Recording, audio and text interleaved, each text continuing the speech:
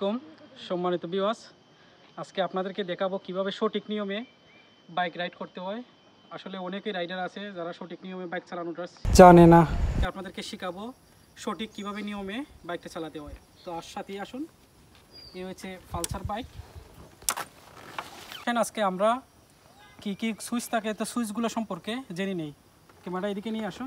তো এটা হচ্ছে ইঞ্জিন সুইচ, আর এটা হচ্ছে ডিমার লাইটের হাই এবং লো, আর এটা হচ্ছে হর্ন, আর এটা হচ্ছে আপনার সেলফ, আর এটা হচ্ছে আপনার পার্কিং, এরপরে হচ্ছে হেডলাইট, আর এটা হচ্ছে ইঞ্জিন সুইচ। এই ইঞ্জিন সুইচটা নতুন যে মডেলগুলো বাইক আছে না, এগুলো বাইক রয়েছে এদিকে ইঞ্জিন অন, এদিকে অফ। আর এটা হচ্ছে 2012 মডেলের বাইক, এটার হচ্ছে উপরে অন নিচেতে অফ।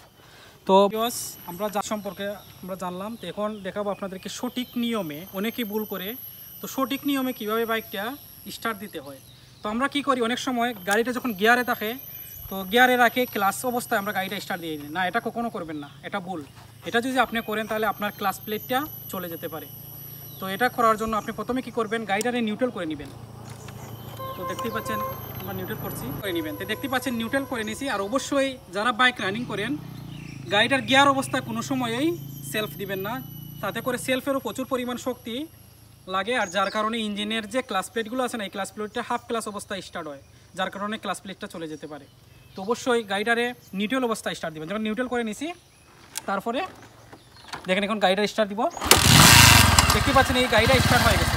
আর অবশ্যই কোনো জায়গায় যদি আপনি 3 ঘন্টা চলে গেছে, এখন আপনি গাড়িটা স্টার্ট দিবেন, যাওয়ার পরে কোনো জায়গায় যাচ্ছেন, তো অবশ্যই 1 থেকে 1.5 মিনিট সময় বা 30 সেকেন্ড সময় আপনি গাড়িটা স্টার্টও রাখবেন, যাতে মোবিলটা হেডের উপরে উঠে, তারপরে গাড়িটাকে স্টার্ট দিবেন।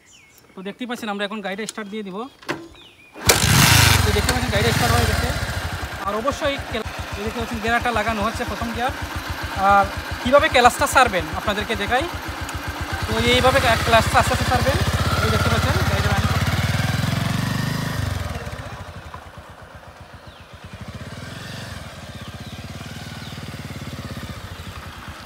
তো এইভাবে আপনি 1 মিনিটে বা এর চেয়ে কম সময় আপনি বাইক রানিং করতে পারবেন এবং বাইকগুলো শিখতে পারবেন। আর বাইক রানিং করার লাগে অবশ্যই আপনার সেফটি ফার্স্ট, হেলমেট এবং আপনাদের যে সেফটিগুলো আছে এগুলো ব্যবহার করতে হবে। আর আপনি যদি সিগন্যাল লাইট অবশ্যই বুঝেন, ডানে যদি যান তাহলে ডানে দিবেন, আর যদি বামের দিকে যান তাহলে বাম দিকেই সিগন্যালটা দিবেন। এটা হচ্ছে প্রত্যেকটা গাড়ির এই সাইডে সিগন্যালটা থাকে, ডানে দিলে ডানে, বামে দিলে বামে। আর এটা হচ্ছে পাস লাইট, আর এটা হচ্ছে পাস লাইট।